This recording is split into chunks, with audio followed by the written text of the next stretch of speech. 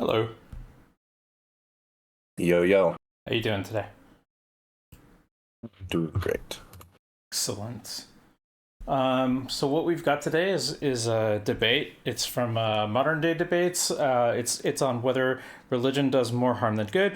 We haven't done a debate review for a while, so I thought it would be fun to do that. And then also, this is a question that I'm a little bit ambivalent about. I mean, I think it's the kind of thing where if you put a gun to my head and made me answer yes or no right now, my answer is probably yes. But I think I'm not very confident about that, and so I'd like to hear more of what other people have to say on both sides of that argument. What do you think, Flowtrace? I'm not religious. I don't really think there's very good answers for a lot of the questions that I have about it, but I understand where people are coming from. You know, it's a very difficult epistemic question. I think I'm much more up in the air about, I think it's much more defensible to be vaguely spiritual or spiritual in some nature than I think a lot of the harsh prescriptions of specific religions. So I think I actually, sort of paradoxically, I think I probably actually have a lot more intellectual, I shouldn't say intellectual respect, that's not the right word, but I think it's probably a lot more defensible to be like more of like an Easter Sunday Christian than it is to be a strict, like, you know, going every single Sunday, following all the particular rules of your denomination. Sure. I'm also not religious, and you and I haven't talked a lot about that, but I think you and I might have had a little bit of a similar arc where we both had like a edgy atheist phase in our past. Like I definitely did. Yeah, when I was definitely a young adult, was very like combative against religion in a way that I'm really not now. And like today, I think I would say, you know, I have friends who are religious who I'm not even sure I'd want them to stop being religious because it seems like it's, you know, personally fulfilling for them or whatever. So I don't know. Mm-hmm. All right. So let me bring up the video and let's get started. They're also inside your... Oh, that's very quiet. You can just get more and more paranoid. It's called a useful fiction, That's right? good, Because my point here was that things don't need to be true to help people. You can have useful fictions that help people, that save their lives. I'm sure someone will note my obvious disadvantage in this debate, and that being my association with the Satanic Temple, a religion that actually does more good than harm. So to avoid any accusation of hypocrisy, I must point out a couple things there. One, I paid $25 for a membership to the Satanic Temple where I hold no position or title, and having membership technically does make me a Satanist, but I paid for an ordination with the Universal Life Church, and I simultaneously have another ordination with the Church of the Subgenius, also known as the Church of Bob. And I have a third ordination with the Church of the Latter-day Dude, which makes me a dudist priest, man. Satanism doesn't have any beliefs apart from an agreement with the 7 tenets, which only amount to a very short list of social ethics, not any declaration of faith. As a matter of fact, one of the 7 tenets specifically condemns faith, saying that beliefs should conform to one's best scientific understanding of the world, and that one should never take care never to distort scientific facts to fit one's beliefs. In that sense, Satanism is basically humanism in goth drag. Satanism is recognized as a religion by the United States government only because a Supreme Court justice once expressed the not legally binding opinion that he thinks ethical culture should qualify as a religion, and he thinks that includes humanism. If so, then that would logically have to include Satanism too. I have a different opinion. I think it's hilarious when believers in traditional religions try to project their own faults onto me by falsely accusing me of scientism. Or they say that the rejection of religion is a religion, and that evolutionism is a religion, but those same people say that Satanism is not a religion because they don't have a consistent definition of what a religion is, and the US government doesn't either, but I do. As I understand it, every concept that is commonly accepted as a religion by both its adherents and its critics is a doctrine of ritual traditions, ceremonies, mythology, and the associated dogma of faith-based belief systems, which all posit the notion that a supernatural essence of self, be it a soul or consciousness, memories, etc., may in some way transcend the death of the physical body to continue on in some other form. That is the definition I will adhere to in this debate. It applies to every traditional religion and only to religion, but not to any of the positions I hold, nor to any of the organizations to which I belong. Because Pastafarians don't really believe in the flying spaghetti monster, just like the subgenii don't really believe in the slackmaster J.R. Bob Dobbs, And no one really believes in the invisible pink unicorn, and Satanists don't believe in Satan, like Christians and Muslims do. Otherwise, Satanism might be the only religion that does more good than harm, but they cannot compete with the long and bloody history of racism, nationalism, sexism, holy wars, interdenominational conflict, stoic opposition of progress of any kind, but especially on social issues, and the oppression of dissension that we've seen rampant in Christianity, Islam, in Hinduism, Judaism, and most other religions as well. Groups who tended to treat heresy, blasphemy, and apostasy as capital crimes, and in denial of one of our most fundamental rights, the right to free thought, the right to think and believe whatever we do for whatever reason makes sense to us. Religion would deny us even that. I find it amusing that TJump wants to debate whether religion does more harm than good. The question allows that we both understand a long list of horrors. We both understand the long list of horrors that have historically been and currently still are being done in the name of every faith. And we can both accept that maybe there's some placebo effect in believing allegedly harmless white lies for whatever that's worth. Nor do I feel the need to bring everybody down by listing myriad atrocities done in the name of some religion or another popping up in the news of any given week. And I honestly think we've heard enough of that, and we don't need to hear about it anymore. And wouldn't that be nice if we didn't have to hear about any of the persistent evils of religious faith anymore? But it never ends. And I'll admit that modern religion has had to adopt some kind of public relations. It's not like it used to be, where they used to be the ultimate authority and were totally criminally corrupt. And consequently, some churches really do donate to charities sometimes. Although in Dallas, where I live, we have scammers like Kenneth Copeland, and we had Reverend Bobby Tilton, who took in tens of millions of dollars for an orphanage in Haiti until it was discovered that that orphanage never existed. Catholics really do have orphanages around the world, and only sometimes do they rape little boys, and very rarely do they murder all their indigenous students and bury them in secret. And some religions, like Jehovah's Witnesses, only offer charity to their own, and Mormons only help those who are on the rolls for paying tithe.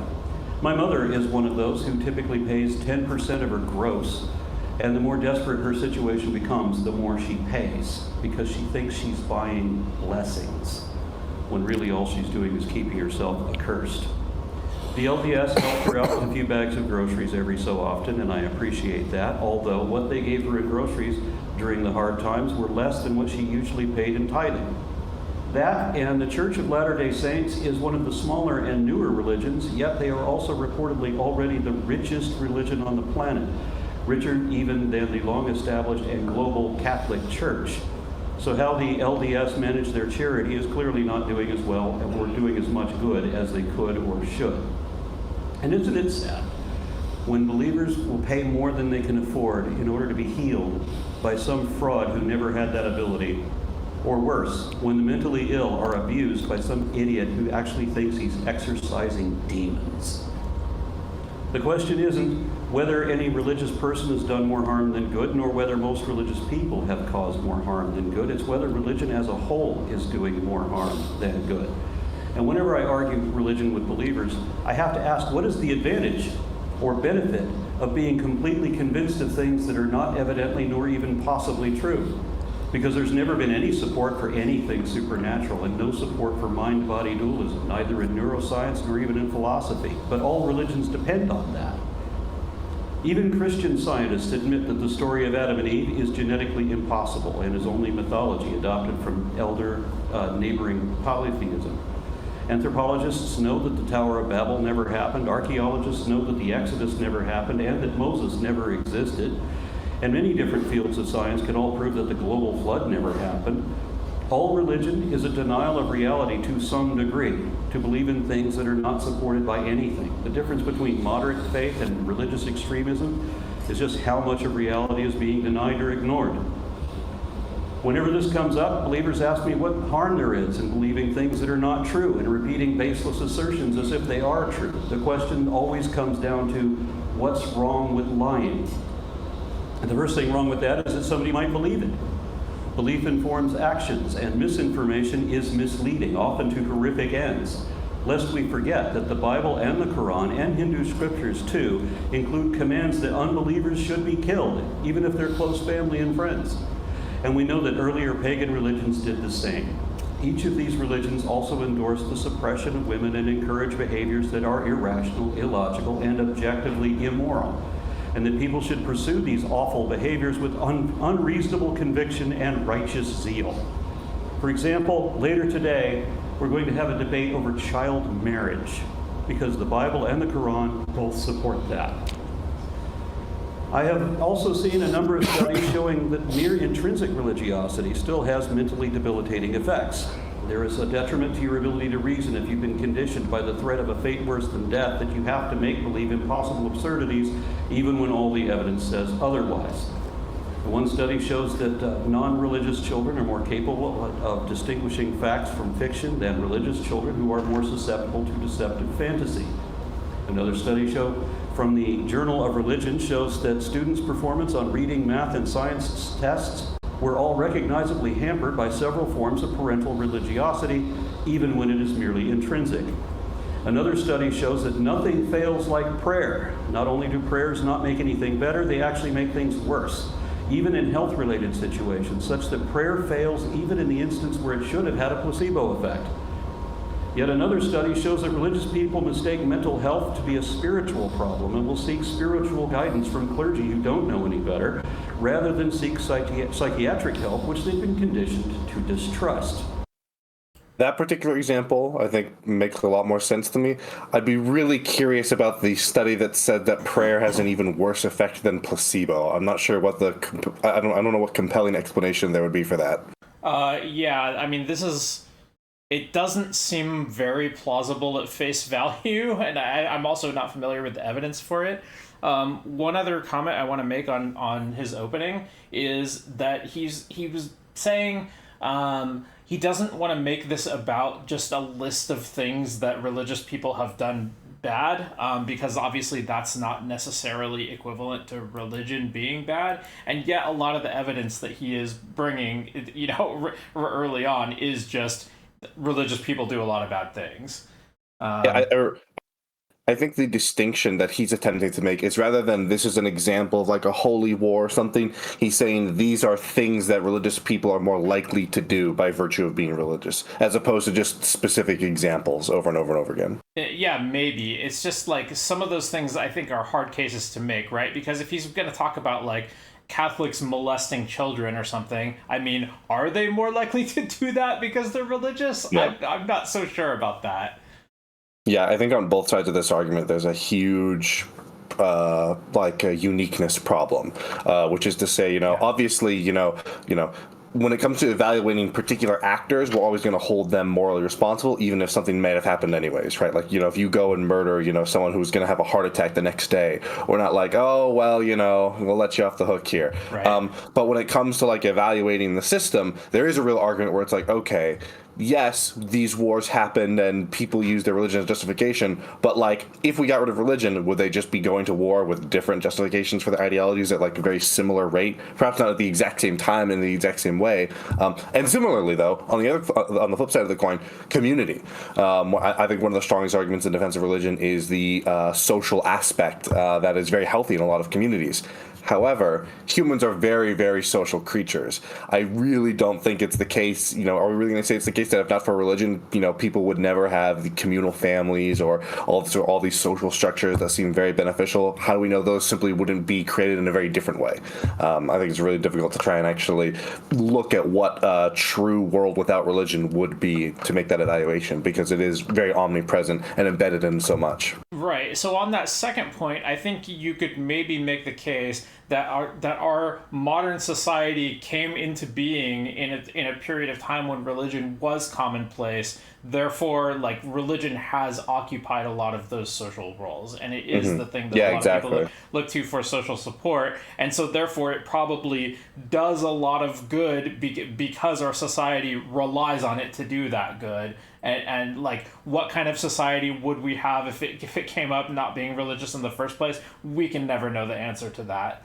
And then on the first point, though, about like how much does it cause wars, intuitively, my answer is probably more than zero, but not very much. I am pretty inclined to believe that people would just fight anyway because they have their own preferred in-group, their own preferred, culture or nationality or whatever other group that they identify with, and religion can be a part of forming that identity, but I don't think it's like an irreplaceable part of forming that identity. I think people will still make in groups and fight each other regardless. But yeah.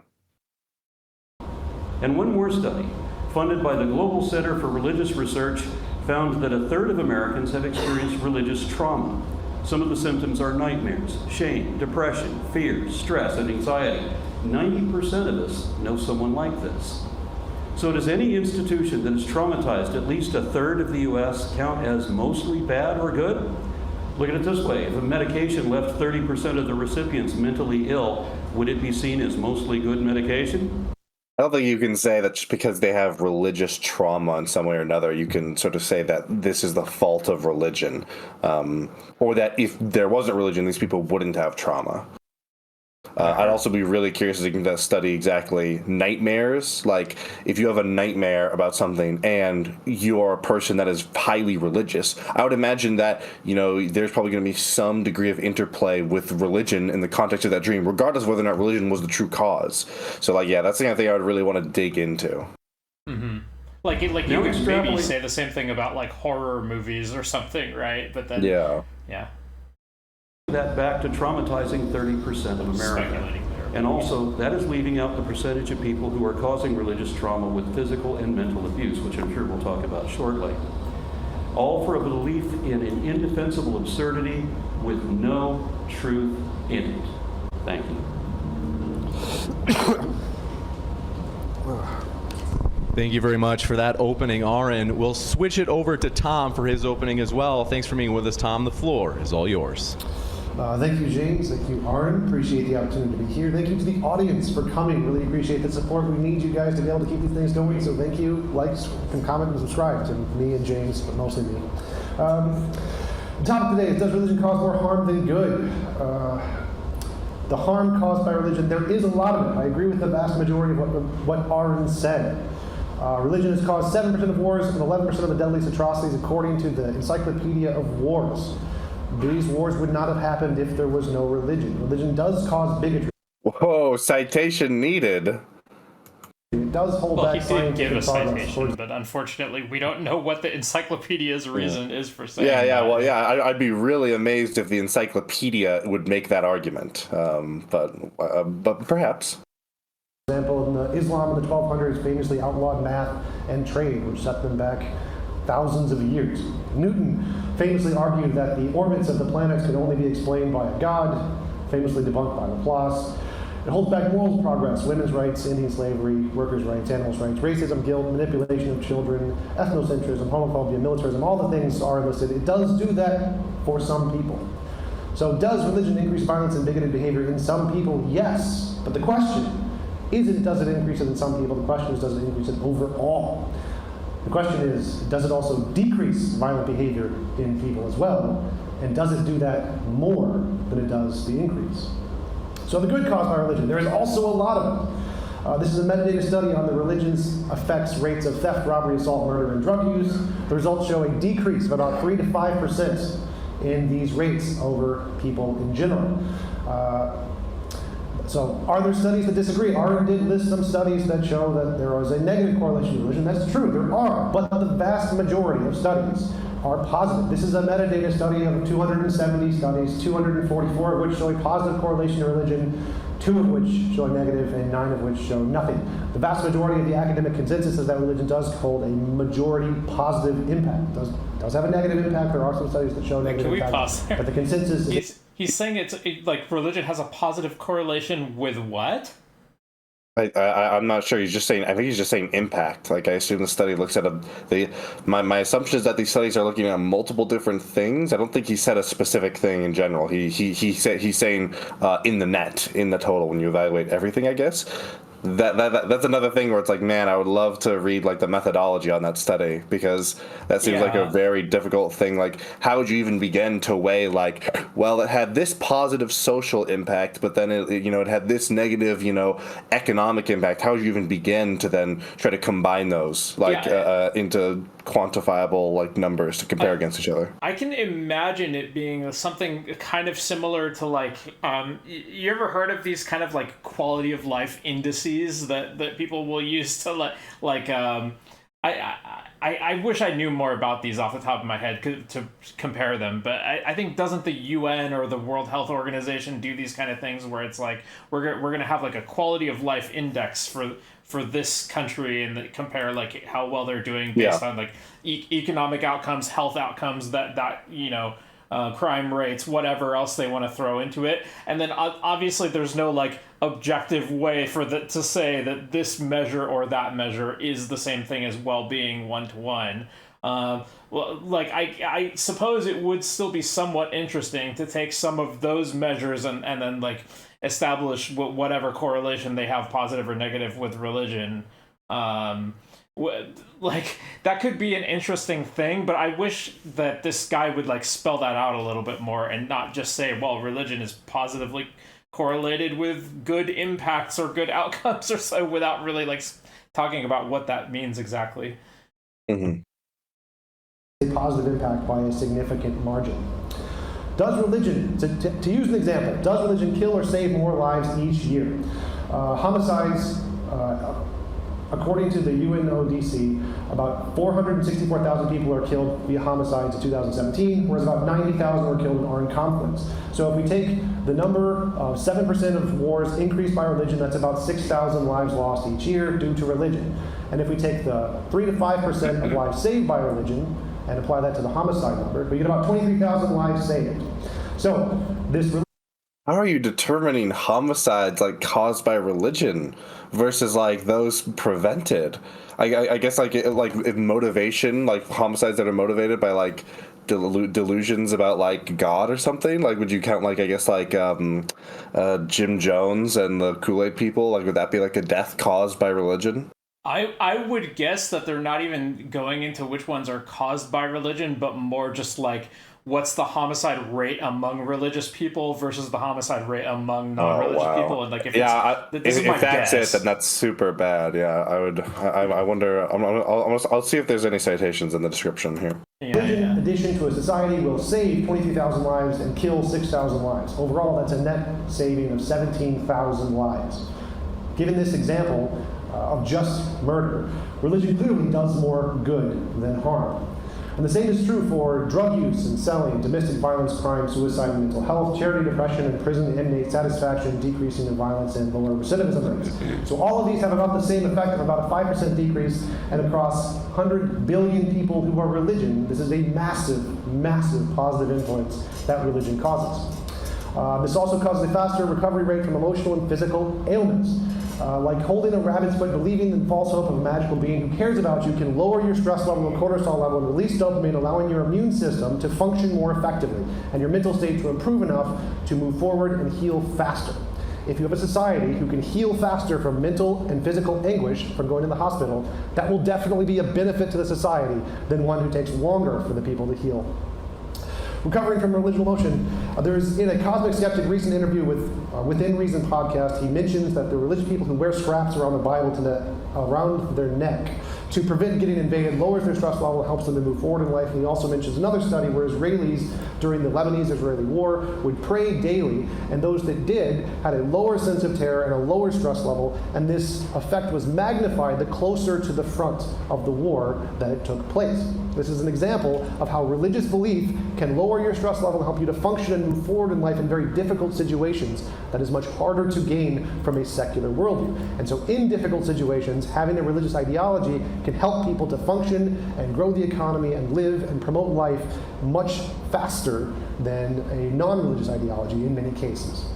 Priming. Religion also provides an effective priming. Priming is when you tell someone about the things before they take a test or do some kind of work, and there's tons of studies that show when people are primed with moral primers, they do better. They don't cheat as much, they don't steal as much, they are more charitable. There's all kinds of studies on this. And so having a kind of religious belief like Jesus or whatever, it causes you to think about moralizing things all the time. Yeah, see, the word causing there, that's really, really important. If this particular study he's now talking about is actually alleging a causal relationship, then that's really important to look at, because a lot of these other ones he's citing, I would be really surprised if they're alleging a causal relationship. Like, I would be amazed if the study about, like, the thoughts of terror among soldiers who pray versus those who don't, I'd be amazed if they were actually able to then find a causal relationship as opposed to purely a correlative one. So I feel like this debate is going to really hinge on the specific studies and what those studies specifically say. Or are you able to find anything in the video No, description?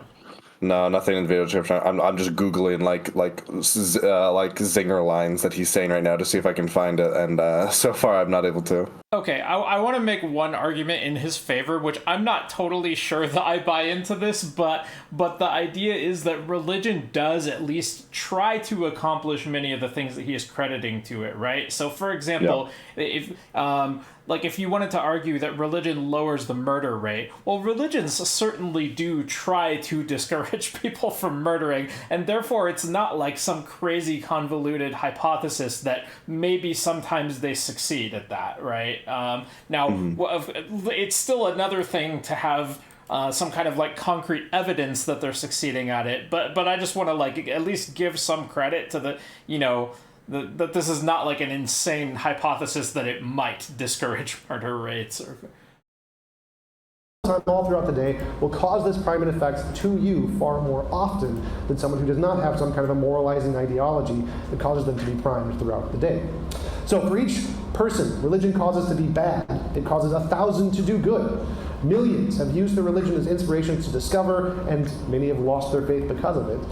Many people who have been on the forefront of abolishing slavery, advocating for women's rights and workers' rights. So even though religion has caused delays in these things, it has also caused many people to fight for these things. Many more people have fought for these things than have fought against them. If we remember correctly, the English, who were the first ones to abolish slavery, were Christians, and they used the Bible as a justification to end slavery. The same thing applies to like Newton, who famously used his idea of a god as a requirement to explain the orbits of the planet. He also used religion as an inspiration for him discovering things about the universe. He wrote more about religion than any other field. For every predator priest, there are thousands of priests who are good people just trying to help everyone around them. For every person who is indoctrinated and guilt-ridden and depressed and spends thousands of dollars of their excess money that they don't have to try to feel better, there are thousands more who are given hope and comfort and guidance and find meaning and value. And so I agree. Religion does do a lot of bad things, but it does a lot more good things. And so let's play Civilization 5 if anyone's done that. You can add religion to your society. So there's 117 billion people, all of which get minus 5% crime, minus 5% drug rate, minus 5% suicide, plus 5 mental health, plus 5 crime to do good things, plus 5 criminal recidivism, lowering recidivism rate. Real quick, I gotta go let my cat out. Okay.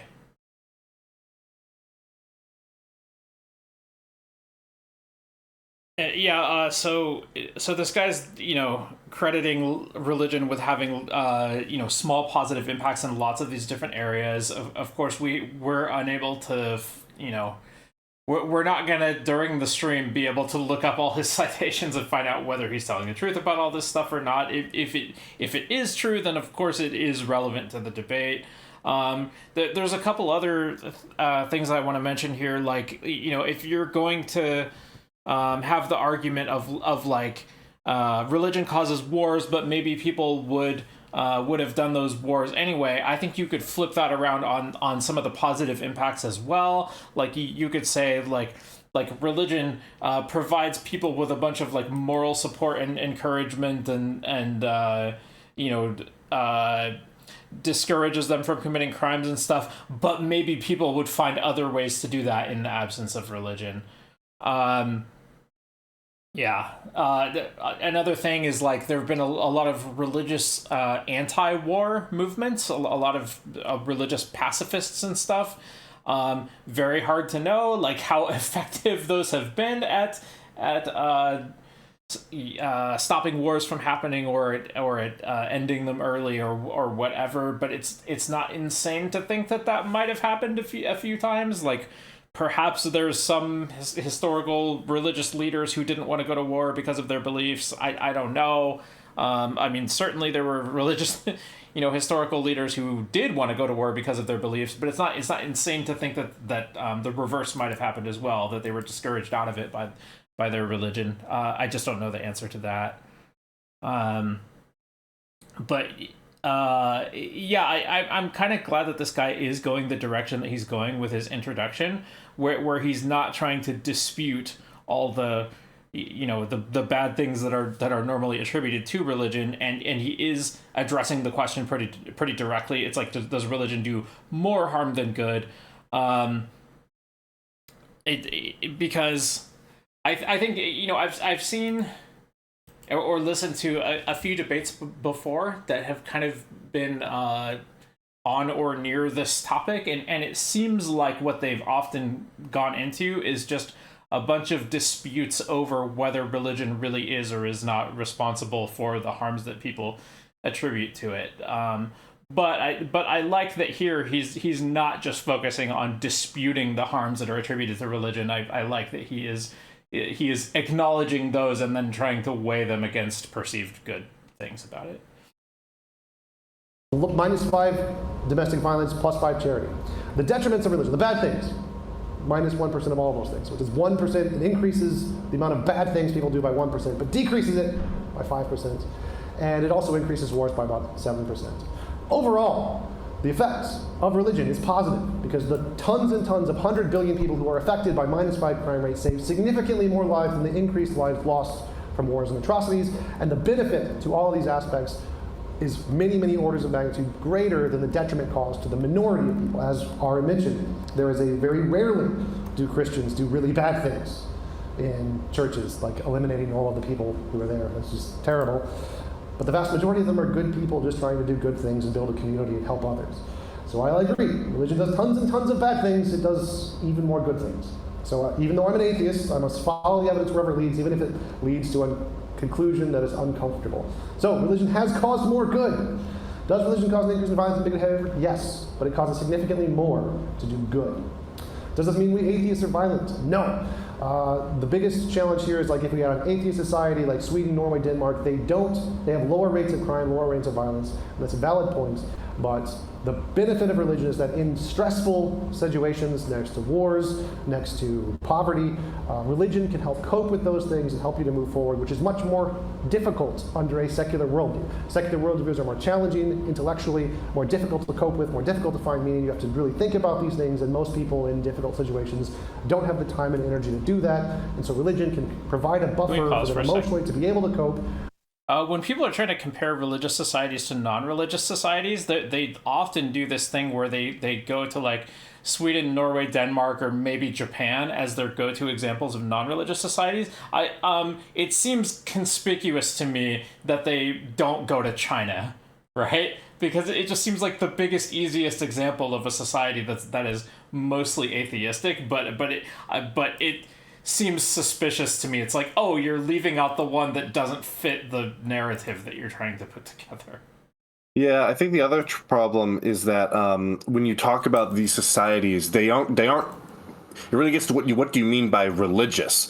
Because while they don't have anything that is approaching like the Catholic Church in terms of like organized religion, I still feel like this is not my greatest area of expertise, so I could be wrong here. But my understanding is they still have very much like they do very much have like I guess like spiritual trains of thought is my understanding, that there are still certain beliefs about the spiritual that I feel like would conform pretty neatly within our idea of religious thought, if not explicitly organized religion. Yeah, and they had cultural values that are historically influenced by Christianity, even if Christianity is no longer predominant in those places. So I don't know.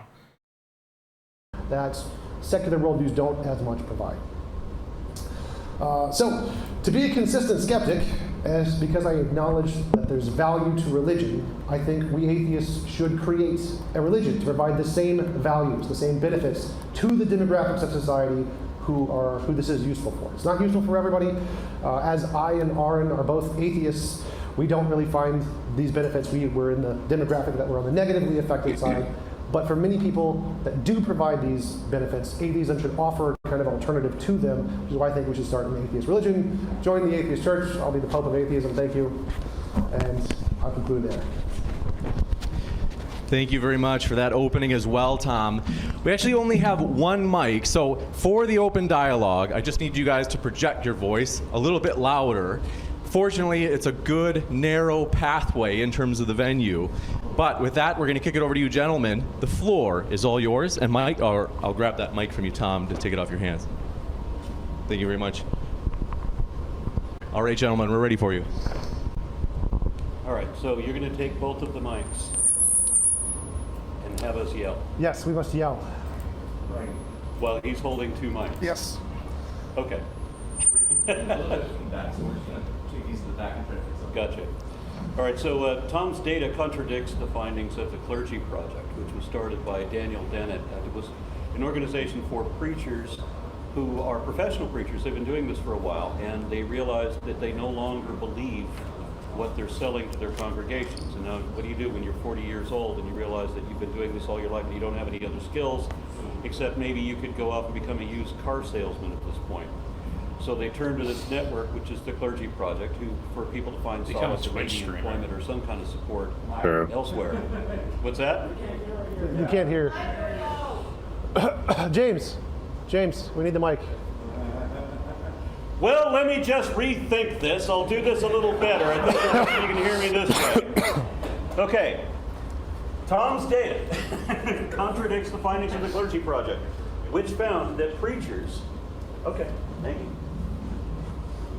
Almost, I was starting to have fun with that. Like old-timey church, right? Anyway, what these preachers have noticed, what the Clergy Project had noticed, was that a trend in all of these preachers that gave up religion, they were lifelong believers, and when they gave up their religion, they found that they were less prejudiced. They were more tolerant, they were more liberal, they were more forgiving, and more curious. And so they would often go back to school and learning science and things, lamenting the things that they'd never learned before. In some of my videos, I've shown reports of a negative statistical correlation between religiosity and what we typically think of as moral behavior, wherein we notice that the factions of dominant religions statistically have the highest crime rate, with special emphasis on hate crimes. Religious people have been shown to be more likely to condone the killing or torture of prisoners, where non-religious people are more likely to consider that morally wrong. But it gets worse, because the most religious countries also have the highest murder rate, and the same is true for the most religious areas of the United States. The higher the religiosity of a given populace, the higher the murder rate. Nations that are more secular show the opposite tendency, where the less religious they are, the more peaceful they tend to be. I would have thought that's because religion is negatively correlated with affluence, though, right? Yeah. There seems like there's huge selection biases. Christians have the highest divorce rate and the highest rates of teen pregnancy and of abortions also, which isn't surprising in areas that teach abstinence only instead of offering sex education. Here in Texas, we've had consistently, when we were teaching abstinence only, we had consistently had the highest rates of repeat teen pregnancies. Although I did read a newspaper article that actually said that teen pregnancies decline after they turn 20, when they're no longer teens. Yeah. But it gets worse still. Students in private religious schools where evolution is not taught are statistically more likely to get an abortion than their peers in public schools where evolution is taught.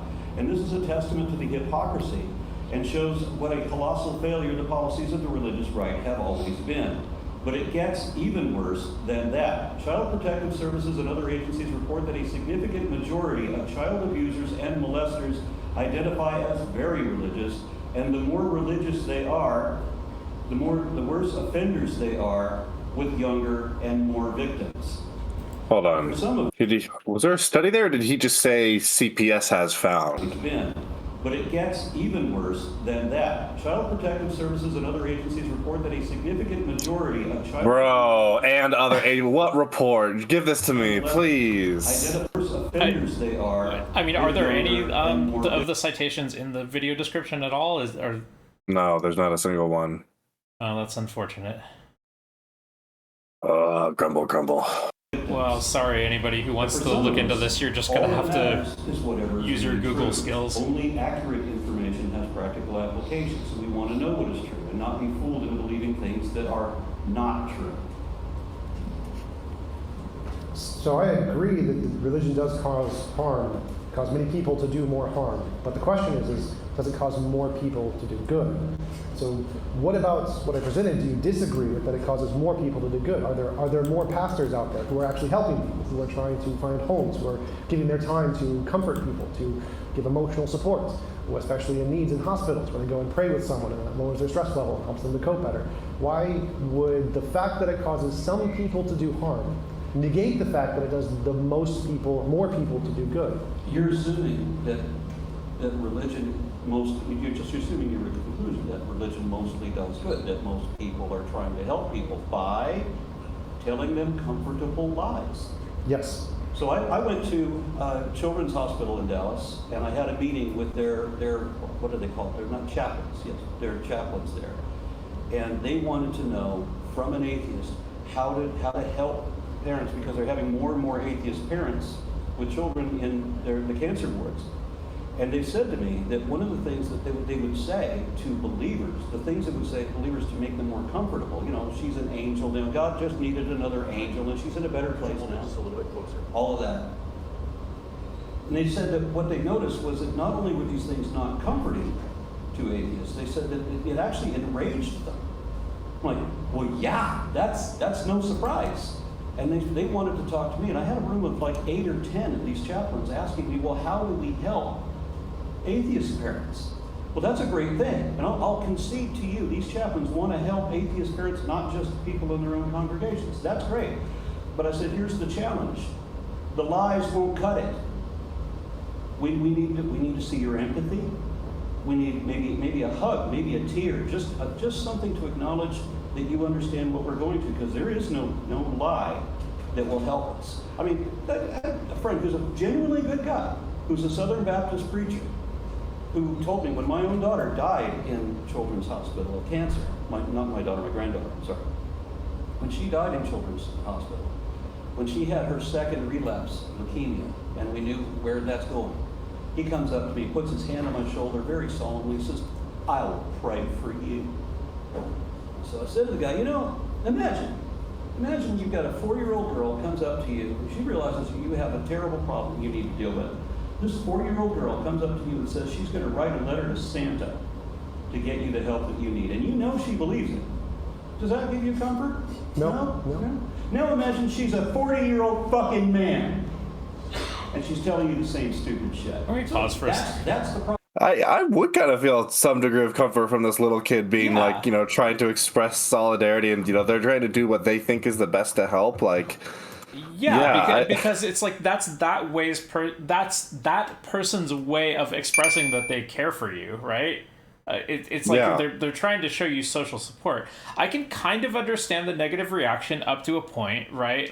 Because you could imagine people doing it in ways that were like more outrageous than that, right? Like if somebody came up to you and is like, I'm a witch and I'll cast a spell for you or something like that. It's like, or if they just say that they're going to do something that's just outright offensive to you and just like completely counter to your values, and if they know that it is, and they're just doing it in defiance of your values, like I can imagine that being like a failure to support the person, but it doesn't have to be the case.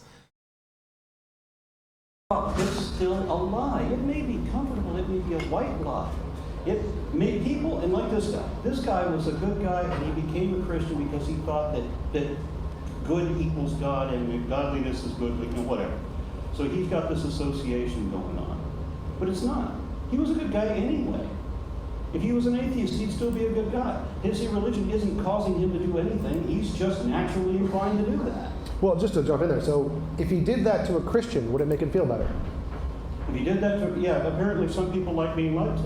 Yeah, so then lots of people are Christian, right? So if he goes up to, say, 100 people in a hospital, one of them is you, one of them, which obviously would hurt you, hurt me, because we are insulted by that, we are ex-religious, we don't think it's a valid ideology.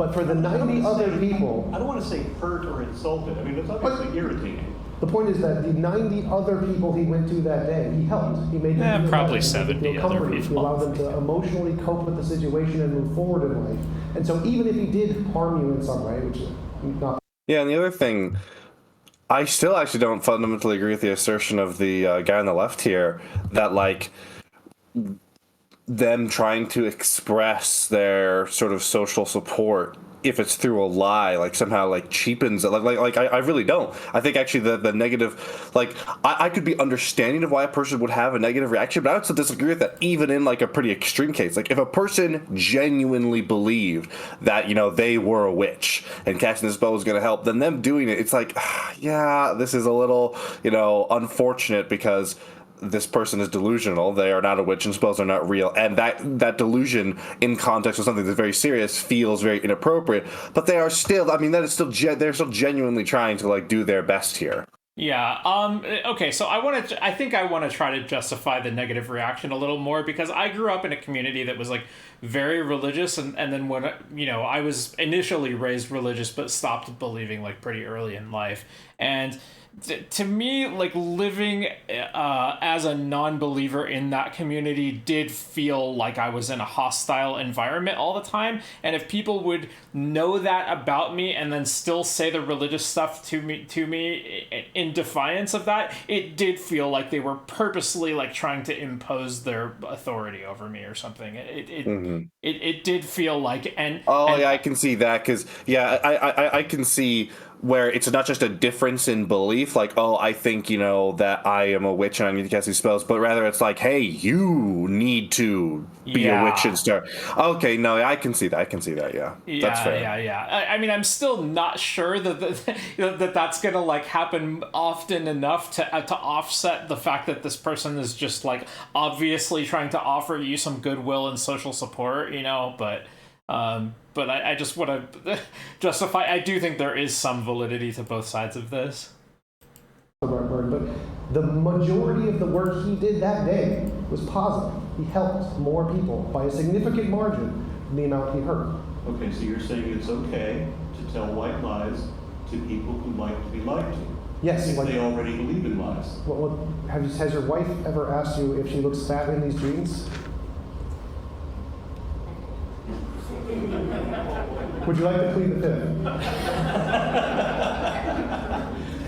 We've had very interesting conversations about that, because I'm not going to lie. I'm just not. And but I will make sure that she understands, like, you are beautiful, dear. She knows I mean it.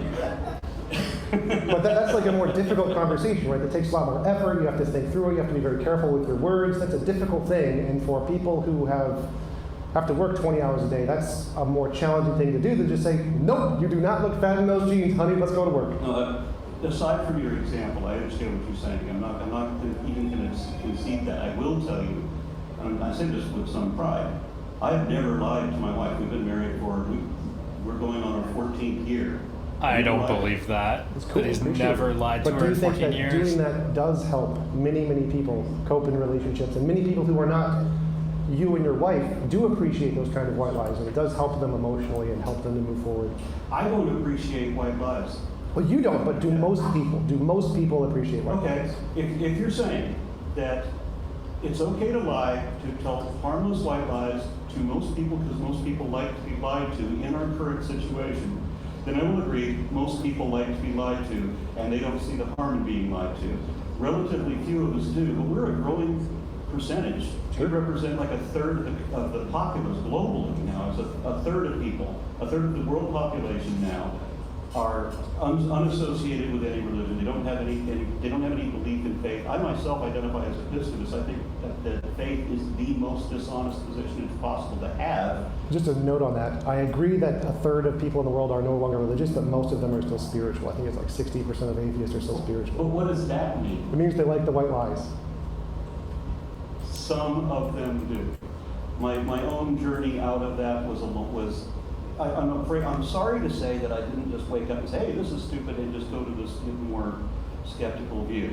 No, most of us had to do a walk, and I did mine through neo-pagan occultism. I wanted to do transcendental meditation. I thought that there was scientific evidence for the paranormal. I want to experience that, leaving your body and doing things like this, that was going to be the way of getting first-hand experience to know the truth of the matter.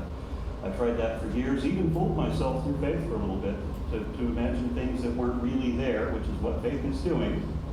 And I eventually came out of that. I wish that I could have just put down the book and said, this is stupid, and just be completely skeptical and logical, rational. But no, that's a walk for most of us. Well, so I agree that you can get to the point where emotionally they don't help you or they can hurt you, white lies. But vast majority of people are benefited by them. It makes them feel better. There are neurological studies that show white lies make you feel better. It releases dopamine. It helps you to cope. And these effects of releasing dopamine, lowering cortisol, have massive effects on your body. It increases the rate of your immune system being able to function, so you will get better from sickness faster. So yes, I agree that, or I think we should lie to people if it'll lower their cortisol level, if it'll help cure them of a disease faster. Yes, absolutely we should lie to them to help them function better in society. I don't care as much about the truth as I do about people's happiness and lives and well-being. And if lying can improve people's happiness, lives, and well-being, we should absolutely do it, yes. Yeah, I'm going to have to disagree with that. I'm just not going to lie to people. And I don't care if it makes them feel more comfortable. I'm going to find another way around that. And I love the way that you've made this debate, where we can, just as using the same type of arguments, we could argue whether alcohol is the cause of or solution to all the world's problems. I don't quite follow. Never mind. You're saying it's okay because most people enjoy it, right? So we Well, I'm saying it's okay because they enjoy it and it actually has demonstrably positive effects in society. we can say that about alcohol. Like what? That there are positive benefits, that most people enjoy it. It does make people feel better. Yeah, see, this whole debate comes down to the specific, these very specifics of the arguments about how it makes it better or worse. It's something you can't just gloss over. You really have to dig into those studies. Yeah, to address the kind of bigger point that they're going back and forth about now, I think the idea that you should never lie to people to comfort them is actually a pretty hot take. Like to say that honesty is so important that you should always tell people the truth even if it's going to hurt them or something. I think that's actually a very hard position to justify. Yeah. It goes well with your food. The beer makes the food taste better. The food makes the beer taste better. A glass of wine every day has some kind of positive benefit. I didn't bring studies for that debate. So we're not going to do that one today. But you've got a very similar thing going on here. Well, if alcohol helps you get better from being in the hospital, if it helps your mental health, if it helps you to have a lower recidivism rate when you got out of prison, if it helps you recover from cancer better, yeah, I'd be like, yes. If alcohol did all of those things, yes. Like, I don't think alcohol does do any of those things. So But it did. I'm not sure how alcohol can help you cure your liver disease, but we can try it. Okay. So I don't know what else to say. I think we're done with that. Well, do you agree that it helps more people in society than it hurts? Do I agree that most people, the majority of people, like to be lied to and get enjoyment out of being lied to? Yeah, I do. And do you agree that that has a significant effect on their mental and physical health? I don't know how it could, especially given that the type of misinformation that I quoted here, and that it's still plaguing people that are believing in religion. You still have misinformation. You still have a degree of reality denial. You are still being completely convinced That doesn't address the point very well. True, or at least not evidently true. Well, why does that matter to helping people? Like, you don't need to know the truth to help people. There it is. It always comes down. When I talk to believers, it always comes down to, why can't I believe it if it's not true? Why does it have to be true before I believe it? Well, no, my question is, why does it have to be true to help people? Because, there's a famous thing in evolution called type 1 and type 2 errors. Hear rustle in the bushes, think it's a lion, run away. Everybody runs away who survives. People who think, I'm going to be skeptical and wait for more evidence, get eaten a little bit more. And so believing the fairy tale that there's a ghost or whatever in the bushes saves more lives, even though it's false. So I don't understand. Well, the analogy isn't really the ghost in the bushes. What? What it really comes down to is that because we are social animals, we expect that even when we're alone, that we think someone might be able to see us. So we're careful about what we do, what we dress, how we dress, all of that. But when you get into the mindset of thinking that someone might be watching you and might be reporting on you, well, then you start acting like, well, they are. Somebody's always watching you. And now they're not just seeing every movement that you make, they're also inside your head. This is how people are. They just get more and more paranoid. It's now called a useful fiction, right? Because my point here was that things don't need to be true to help people. You can have useful fictions that help people, that save their lives. A really good example might be the way in which the human brain is evolved to sort of over-recognize patterns to avoid, like the classic example is like, the evolution that thinks there's always a tiger behind the bush, even though there often isn't, massively increases your survival because the one time there is a tiger in the bush, you die. He did mention that. It's the thing is called pareidolia. If anybody wants to look it up, it's PAREIDOLIA.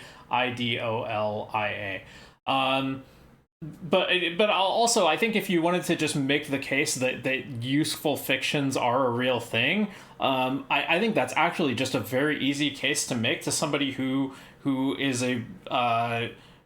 who believes in science as much as both of these guys apparently do, right? Because we can look at a lot of scientific theories of the past, like Newtonian mechanics or something, and we can say like these things are not literally true. They are only like approximations, but nevertheless they're good approximations enough to help people, and they got us to a lot of advancements later on. That's not to say that we should go on believing that they're true once we know that they're not, but that's not really the point that he's trying to make here. It's just like, is it possible for a claim that's not true to still help people by believing it? And I think my answer would be yes, and I think it's like pretty hard to dispute that can happen. Yeah, like I think the ultimate question would be like if there was a disease where telling the person about, keeping the person informed about the intricate stages of the disease, tangibly worsened their medical outcomes by, let's say, like 5%, would it be ethical for doctors to keep telling the patient knowing that they're effectively hurting them? Yeah, and I think you could also go to these, like, grandma's on her deathbed scenarios, right? It's like, grandma's about to die and she believes she's going to go, like, see her family in heaven. Do you think it's a good time to lecture grandma about her beliefs are not based on sufficient evidence? Or should you probably just, like, let her have her last day be a relatively, like, happier one? Yeah. Yeah, or I guess like the ultimate example would be like cognitio hazards or like Lovecraftian knowledge, where knowledge of something in and of itself can be incredibly damaging.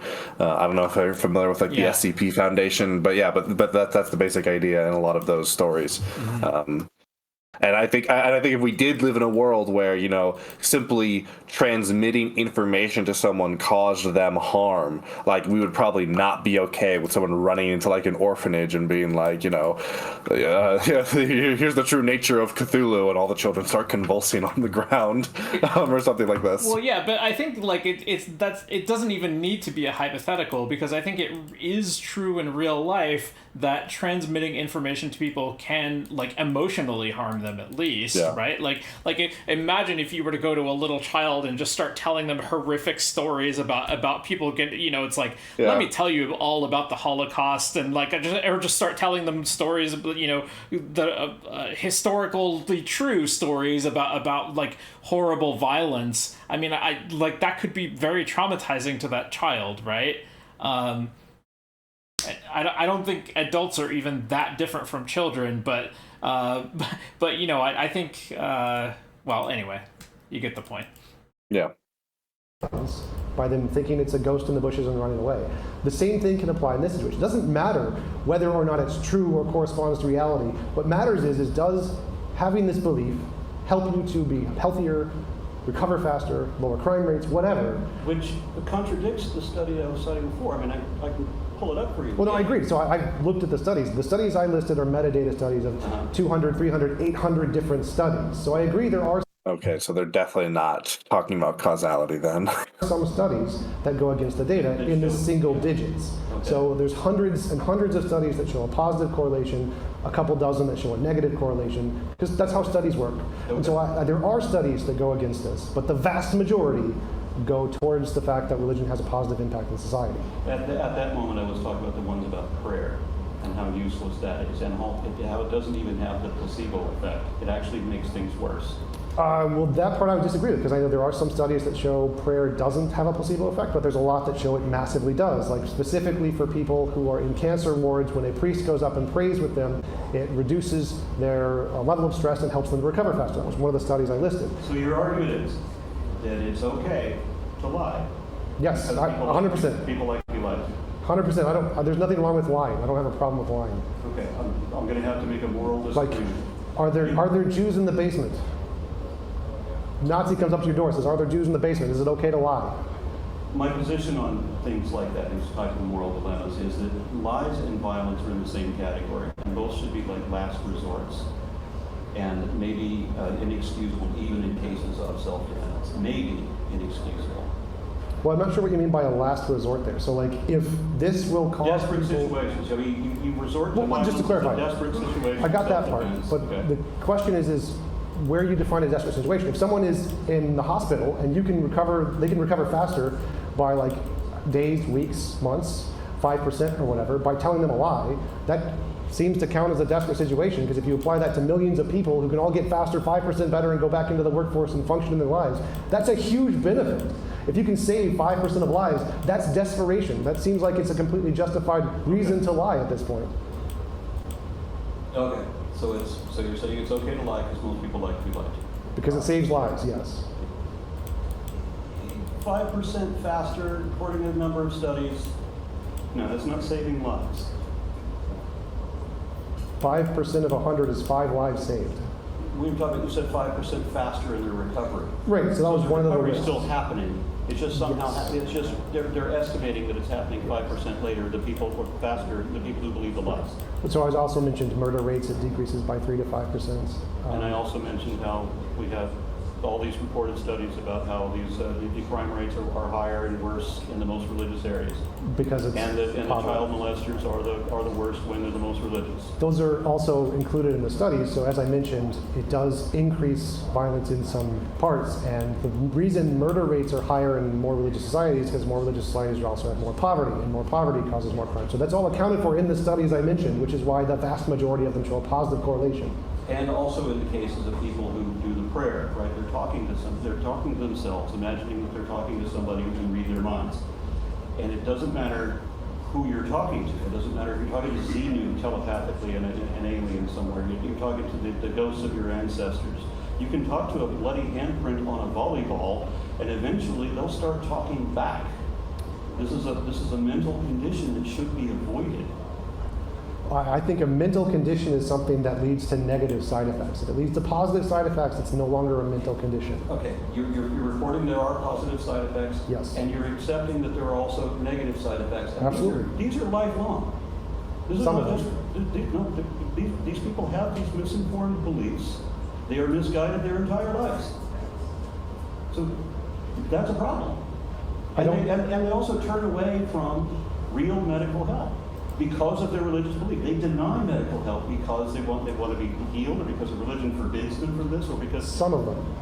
Majority of them don't. So I do agree there are people who are like anti-vaxxers, but that's this vast minority of religious people.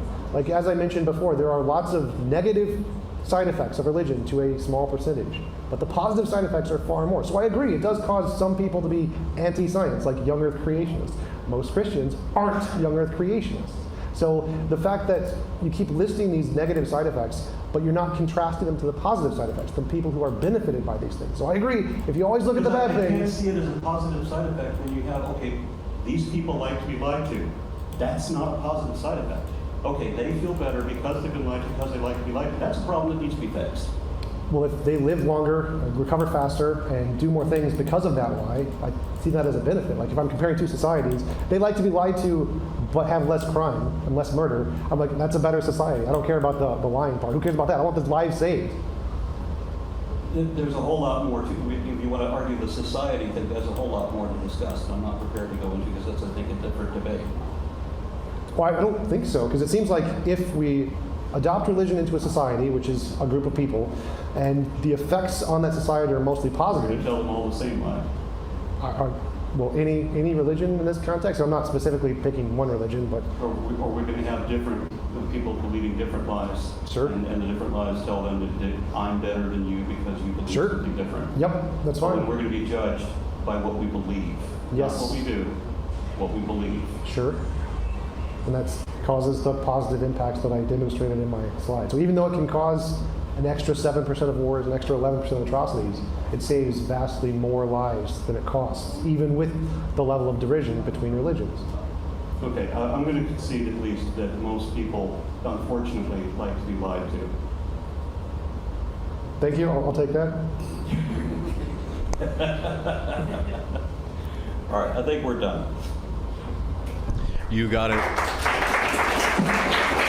Wow.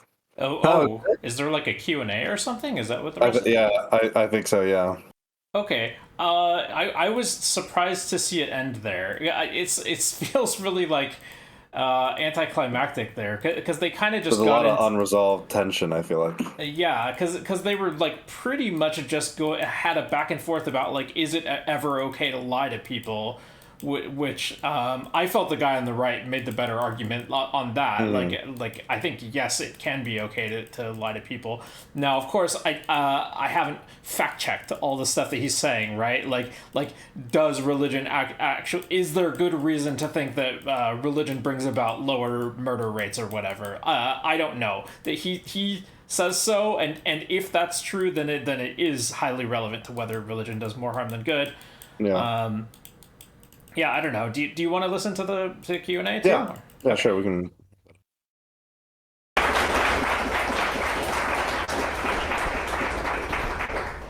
Thank you very much, gentlemen. We'll actually start a Q&A line right in this aisle here. So anyone who has a question, if you can stand on this gray piece of tape, that way we can get you in the video feed. We'll welcome you up for the Q&A. Thank you. Court quote, the one where it said, ethical culture should qualify as a religion. Do you know who said that? Hugo Black. Thanks.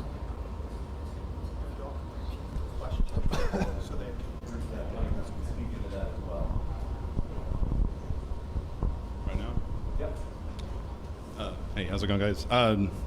Do you think that the same contrast needs to be made about the amount of good religion provides in society right now versus the amount of hypothetical good it would potentially be made in the future had we gotten rid of it? In other words, would we be better or worse off without it? Did you hear that question? Yes. So he asked if we should contrast religion and the effects it had to today as opposed to if we replaced it early on and had a different ideology, what effects would that have? So I agree that religion is not the most effective ideology and there are other ideologies that are better.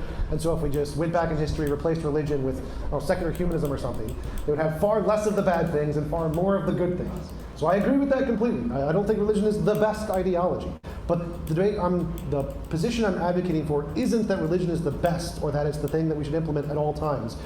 I'm only arguing that it has done more good than harm. So I'm in full agreement that there are better ideologies like secular humanism that don't entail a lot of the bad things and have more of the good things. Can we pause here? I think if we're going to suppose, religion is causing good or bad effects in society, I think the fact that it competes against some of those other ideologies has to be seen as part of the effect that it has, right? Like Yep. Perhaps it discourages people from becoming secular humanists. Yeah. And I think this is the really difficult thing where it comes to the evaluation, because it's very difficult to try and separate out religion as a particular expression of certain facets of human psychology from those facets of human psychology. I think it gets back to the question. It gets back to that question of like, okay, well, if it wasn't religion, would it just be some sort of other ideology, some sort of school of thought that would be similarly instructive on both the good and the bad? Because it seems like humans have a very strong tendency for some of the communal aspects if you're talking about religion being positive. And also seems like humans have a very strong proclivity towards bigotry or dividing into groups and getting into conflict with other groups as well. So it's really hard to actually ever separate those out. Mm-hmm. This question is for Tom. You said in your opening statement that the number of deaths attributable to religion was about 6,000. Do you really 6,000 per year? Do you really think that number holds up to scrutiny when you consider stuff like the Islamic State butchered hundreds of thousands of people, and that's just one organization? Yes. So like, as I mentioned before, the number of wars and atrocities from the source I mentioned is an additional 7 to 11%. So they cause an 11% more atrocities. So those numbers are actually included in that data for 2017. This is 2017. And so yes, that even including the Islamic State, the amount of murders increased on average is that number. I think what we'll do is, if you guys are okay with handing Mike? one of the mics off, and then we'll have one mic down here. That way the audience can hear the asker. All right. Thanks, guys. Thanks for your flexibility. Hugs? And then if you can sneak into both of these. Oh boy. Okay, so I don't remember your name. You're the guy with the little shirt with the little pipe in it. Little shirt? Aaron. Okay, so my question basically is, when it comes to lying in the sense of trying to make somebody feel better. So I'm going to use my own experience in this. So these past couple of years, I have struggled heavily when it comes to just sadness and depression. And early on this year, my mother passed away after, just a lot of failing health. And I'm not trying to make you feel bad or anything, so I just want to clear that up. But my question comes in, had I not had God, whether or not, he's a liar, he's real, I probably would have killed myself. So I'm just curious as to what is your view when it comes to people like me, when it comes to people who have been saved from being tipped over the edge by religion? I don't have any way of relating to, and I don't want to speak to depression, because I know that there's different causes for that, and I don't have any personal experience or expertise in it at all. But I can't understand, or I can't really accept that you would have killed yourself if you didn't believe this lie. I just don't see that. I think people find a reason to keep going, and if that was the one you found, that's the one you're blaming for it. That's a pretty. Yeah, like this is the problem. Is that true? Is it not? It's like almost impossible for us to ever actually truly know. And those kinds of questions, that's a specific example of the kind of question of is there some uniqueness to a particular religious thought? Yeah, I think this actually goes back to the discussion we were having about causality a couple of months ago, right? And I was trying to relate it to how a lot of it comes down to these counterfactuals, right? And the way that I interpret counterfactuals is that they are claims about the plausibility of a fictional story, right? So if this guy says I would have killed myself if not for my religion, he's basically saying isn't it plausible, the story where I was not religious and then went and killed myself in it? And it's maybe the story does sound plausible, or maybe it doesn't, just depending on what your beliefs are about that story and about the the concepts and situations in it. But that's not a fact one way or the other, right? We there's no way of knowing this guy actually would or would not have killed himself. That's not a description of anything that ever actually happened. So Pretty good answer, actually. So Do you mind if I comment on that a little bit? Oh yeah, no problem. So I also had major depression, and I tried all the different things to try to make me feel better. And for me, it was physical relationships with very attractive people that would help me feel better. There you go. So, and so the things that can cure people for depression are very, very, very diverse. Everyone's unique, everyone's a different person, and so what can help them is distinct to the individual. And so I fully acknowledge the fact that religion helps many people to get over depression. David Wood, who I don't know if he's here in the audience today, was helped by religion to become a more moral person. This happens all the time. And so I think that it's a weakness of Aaron's position that he can't acknowledge that, because it is absolutely the case that religion can help people and inspire them in ways that can definitely save their lives. And so I'm very sympathetic to your position, and I hope that you're feeling better. Wait, pause. mean, I think it's true that it is a weakness of Aaron's position that he can't acknowledge that, but it's also a weakness of this guy's position that he can't really like substantiate that except by citing that like I saw some studies that said so, right? And so Yeah. I don't know. I appreciate both of you answering. Thank you.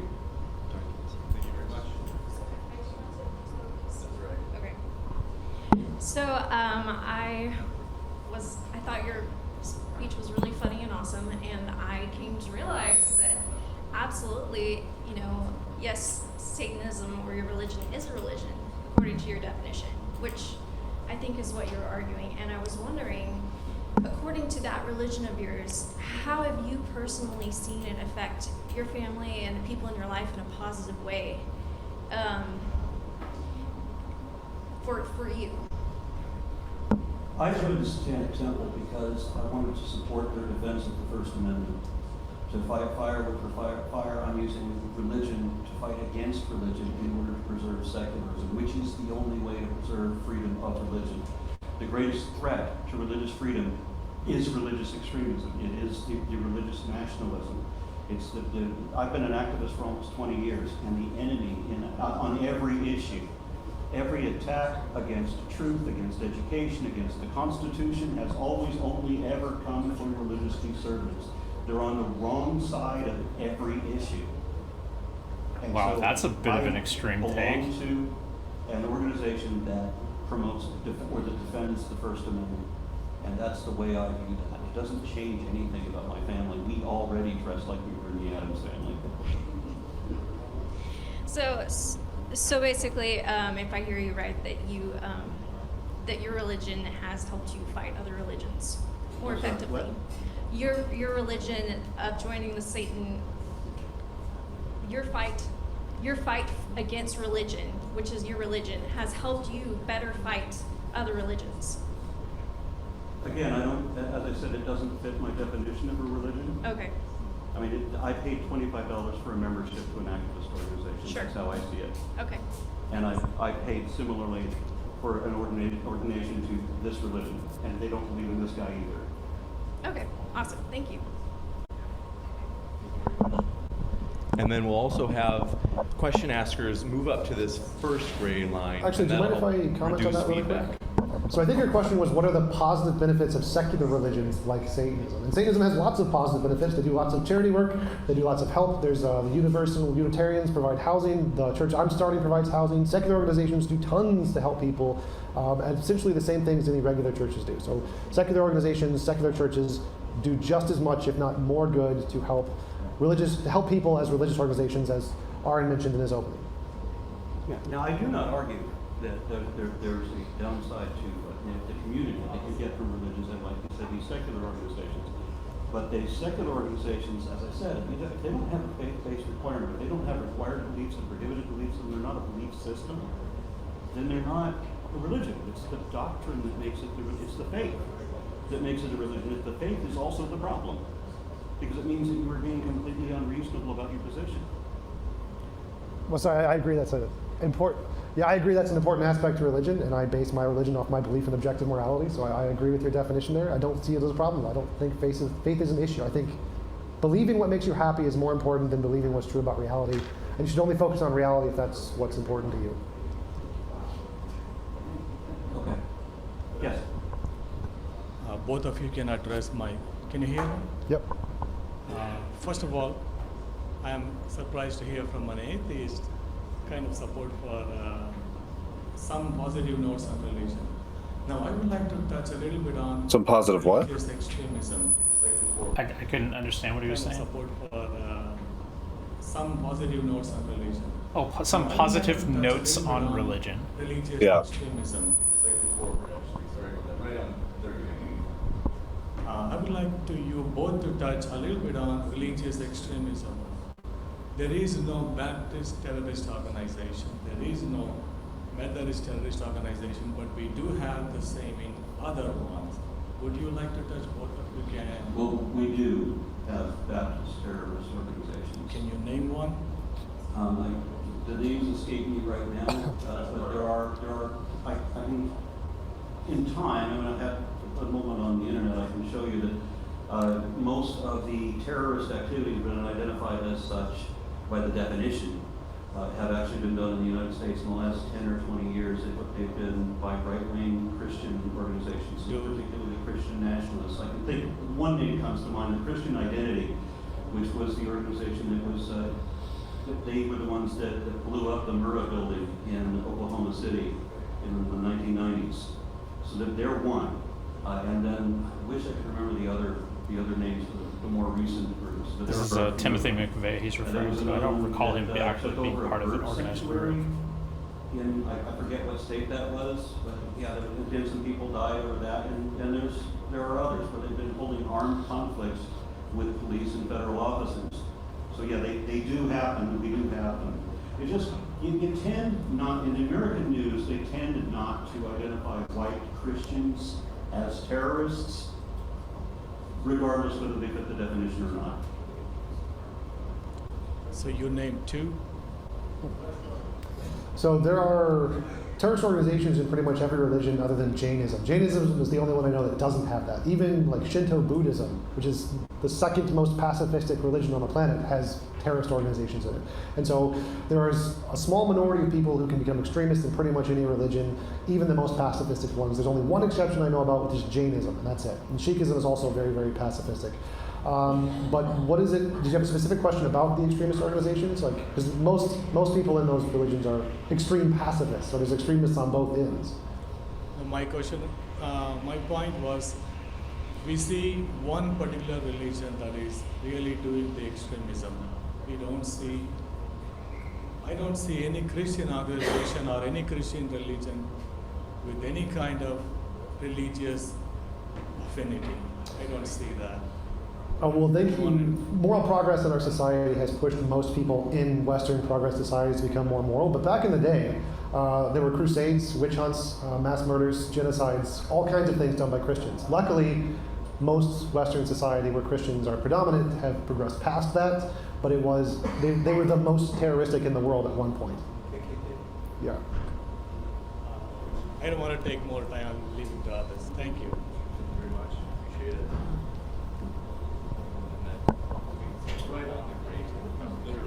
Right. There we go. One is for the stream and one is for the speakers. Yes, hi, my question's for TJump.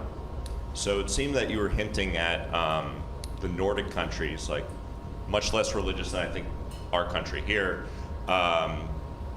Lower crime, more peaceful overall, better health outcomes in our healthcare situation here. When you had your slide about with the civilization game, it was like 4 or something like that. Why wouldn't you run that as everyone's the Nordic countries, not there's religion? That goes back to the original question. So my argument here is that religion is the best ideology. There are other better ideologies, and secularism, once you get rid of all the poverty and war and stuff, is significantly better at everything. But the argument is that religion has done more good than harm overall, not that religion has done the best. So if I had a choice of any ideology, obviously I'd pick my own, because mine's probably the best one ever invented in the world. But I'm not arguing that we should implement religion above all other options. My argument is only that religion has caused more good than harm overall. Okay, thank you for There's another issue about just declaring the Nordic countries, because it's not true of all the Nordic countries, and it isn't just exclusively Nordic countries. I mean, Japan, Taiwan, they're both kind of in there too. Have you stand right here. Right here, right as I'm standing. Thanks so much, I appreciate it. Yeah. Hi there. This is mainly for TJump, but one thing I've been sitting there thinking of how to word this, so excuse me. But one thing that the studies I feel didn't address is the long-term effects. Like if someone is given a bunch of white lies about religion, if later on they come out of religion through some means, they have rough relationships with people who told them their white lies.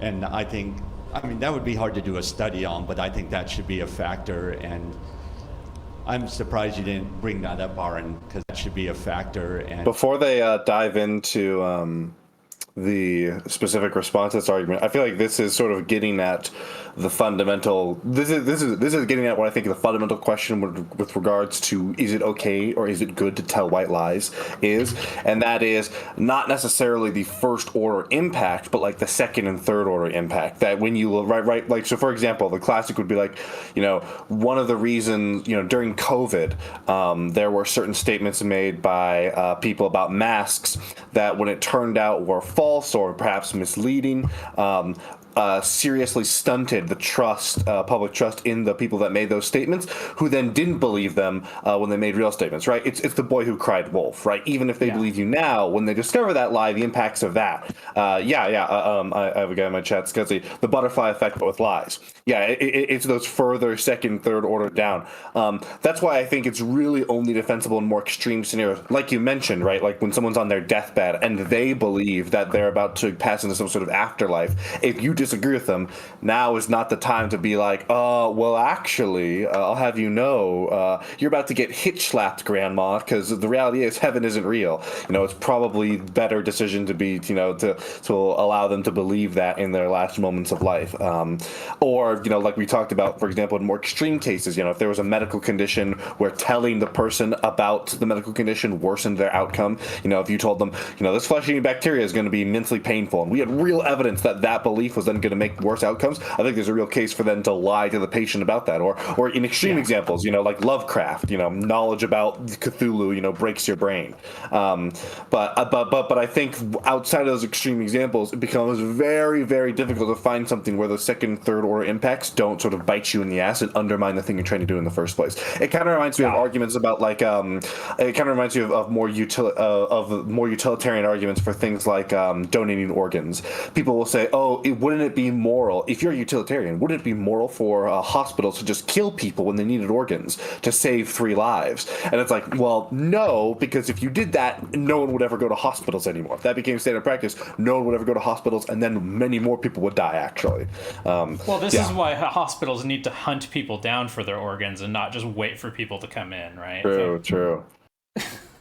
No, I mean, I agree with the point you're making. I mean, like, honesty is the right choice, like 99% of the time. And I think the reasons you're citing are good ones, on top of the fact that your beliefs influence your decisions and so on. It's also corrosive to trust, to go around lying to people. What was the point that this guy was making? I forgot. That when you discover the lies that people told you who you were, if you were religious and you were told these white lies, and then you discover they're white lies, that's going to impact your relationship with the people who told those lies. You're not going to believe them anymore. Yeah. Okay, so that's true, but I think that goes both ways, right? Like likewise, if you had spent your whole life around a bunch of people who are really hostile to religion, and then you converted to be religious, it would hurt your relationship with your earlier friends or whatever. Yeah. I'm surprised you didn't bring that up, Aaron, because I think that's a very devastating effect, and why organizations like Recovering from Religion Foundation exist is due to those. So I'm wondering what your thoughts are on that. Oh yeah, absolutely. There are many cultures where leaving a religion can get you ostracized by your entire community, you lose your job, lose your family. But again, that's the minority. That's like Bible Belt sections of religion mostly. I think a large percentage of Christians in this nation are not like that. It's a minority thing, you hear about it in the news, but most today are not like that. The vast majority are kind of pretty accepting, like my parents are mostly accepting, and most people who leave the faith, like in college, their parents don't disown them. They keep talking, they continue to be families. And so a feature of the news is that we focus on the hyper-negative aspects, and we don't put that into contrast with the total aspects. And so I agree that that is a problem and a negative aspect, but it's the same with the other data I presented. It's like a negative 1%, but like a plus 4% on the people who are accepting. And so overall, it has more of a positive acceptance rate than a negative acceptance rate.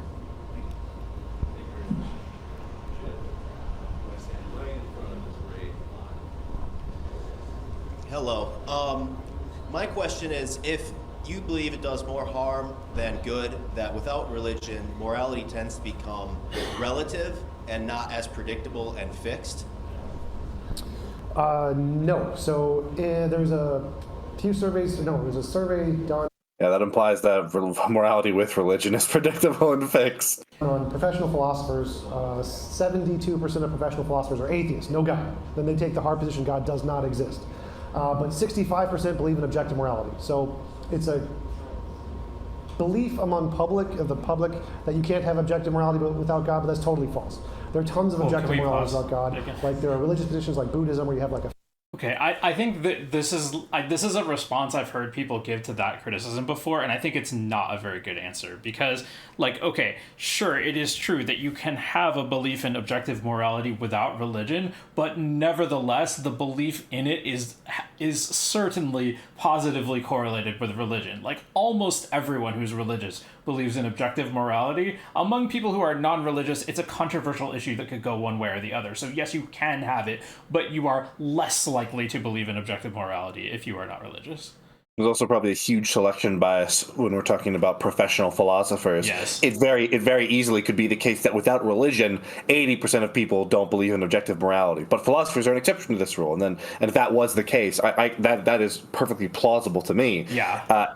If that's the case, then you can't use the statistic of professional philosophers to dissuade concerns about the general public lacking a sort of stable, consistent position on morality by virtue of not being religious. Right, and so then it's going to be a very difficult thing to find evidence about the impact of a belief in objective morality, right? Like, I don't think we're going to be able to definitively say that belief has these effects. But I think it's at least like a speculatively plausible thing that it might have positive effect, right? Like that you might adhere more strictly to the rules that you believe in if you believe that those rules are objectively true and not just like socially prescribed or personally prescribed or whatever. Mm-hmm. Field, a karmic field. You don't need morality without a God. That's pretty much a symptom of the fact that in our culture we're told that God is the only possible basis of objective morality, but it's just false. Like there are lots of models of objective morality without God. I have one, and so it's just not true. You agree with him?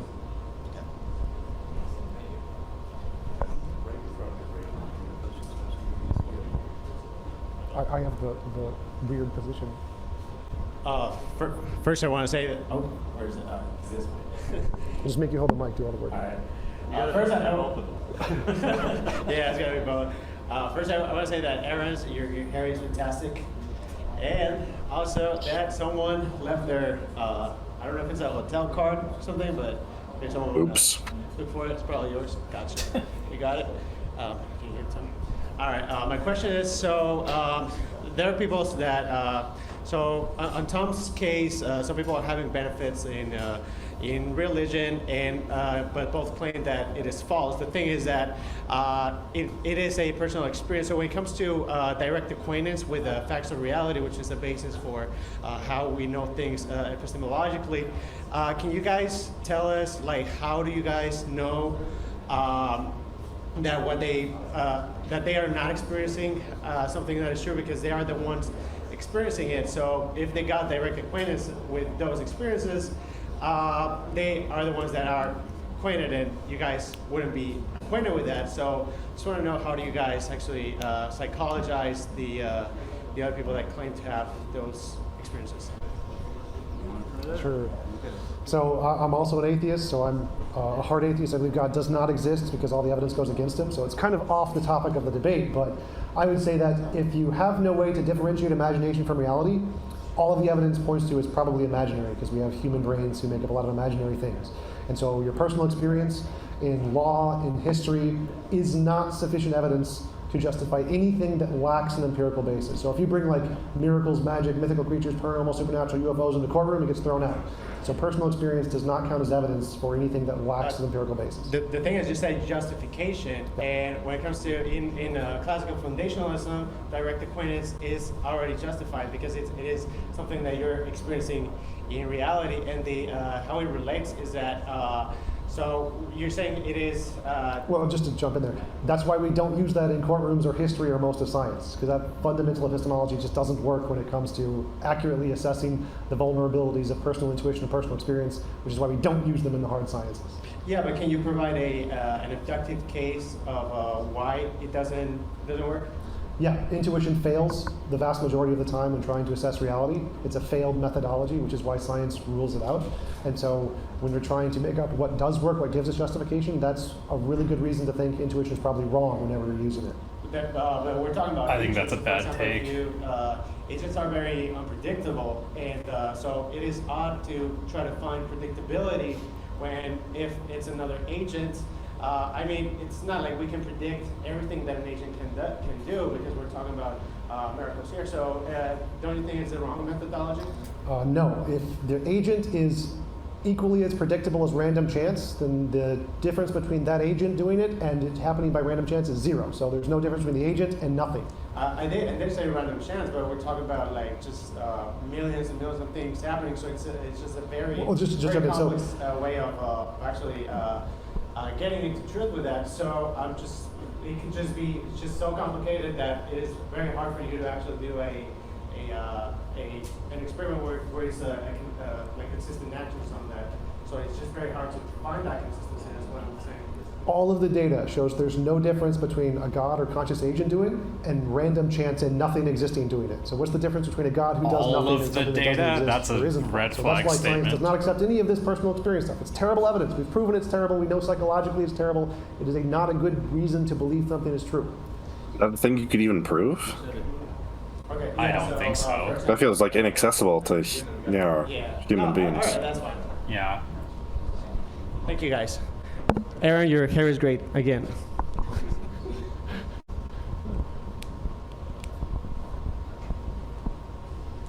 Hi, this is for Tom for clarity on some of your arguments. When you were citing the studies, research on religious practices for David Perescopos and such during the nervous system, was the belief in the supernatural a proven factor, or were other things such as physical awareness, mental focus, community, and just belief in improvement in general also looked at? Yes, all of those were controls in the study. So the study was specifically done contrasting a control group of non-religious, non-believers and a belief of believers and praying and those kinds of experiences and beliefs in the supernatural. Awesome, thank you.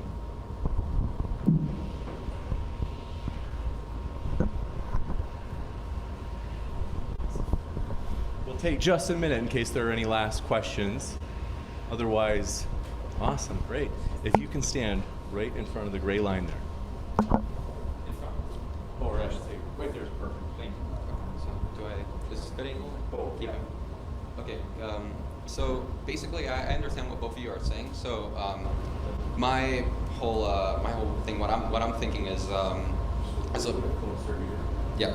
Oh, there we go. Okay. I was thinking that, in the short term, right, as religion might do more good than harm, I'm thinking that in the long term, right, you're spreading like logic that you're having more people fall into weaker arguments, and you're spreading that. And in the long run, I think that you're not really like, how do I say it? You're not like worsening, or you're not bettering the issue, but you're still keeping that. Is there a way to like utilize that would effectively in the long run reduce bigotry and atrocities like via religion, using that makes sense? Yes, that is why I'm starting an atheist religion based on my morality, to try to do exactly that. So yes, I think that as atheists, we should provide holy a praxis that helps people who are benefited by those kinds of beliefs to move in a more moral direction, instead of letting the less moral religions take over and influence their beliefs. Why would you start an atheist religion? I already belong to 4 of them. Mine's better. Mine is the true religion. Mine is the one true religion. Oh boy, now we can have religious wars among atheists. Hell yeah. I appreciate it. Thank you all. Thanks so much. Let's give our speakers one last round of applause. One point that I wish they would have touched on more was about the space that religion takes up, because I think it consumes a lot of our kind of cognitive resources, our time, our attention, sometimes our money. Like it takes up a lot of like conversational and cultural space, and by doing that, it's kind of like displacing everything else in our lives a little bit, and so that I think it's like a hidden cost to it. And I don't know.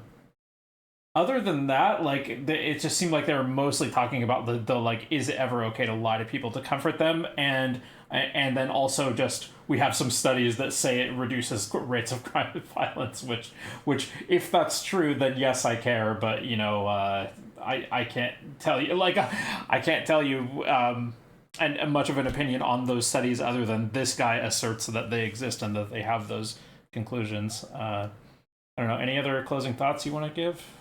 Yeah, I just think that the real meat of this debate was the exact nature of the studies mentioned. Yeah. What are these studies exactly saying? Is there just a correlation? Is there a causation? What are the numbers? And there wasn't really almost any actual arguing over that, and without that, it's very difficult to come to conclusions, because those are probably going to be the things that do decide more than anything else whether or not this is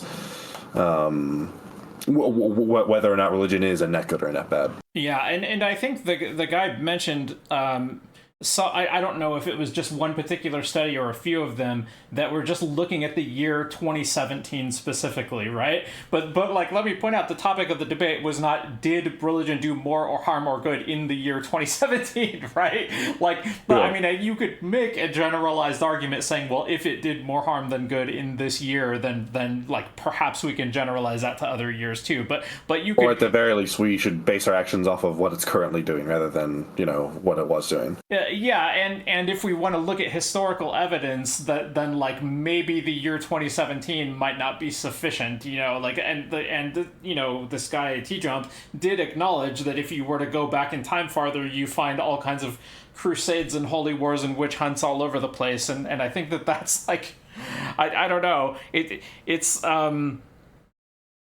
kind of convenient to just pick a specific recent historical year that happens to support your point, and it might not be that he cherry picked it. It might just be that that's the best data available. But I don't know. Well, that's all I've got. You want to shout yourself out or anything? Here. Yeah, twitch.tv/Flowtrace, twitter.com/Flowtrace. I'm here most Wednesdays, and I'm in and around the Twitch politics space. I'm gonna be going offline because I've got a bunch of stuff to do today. But good talking to you, Cricket, and I'll see you next Wednesday. Yeah, thanks. Bye. Bye.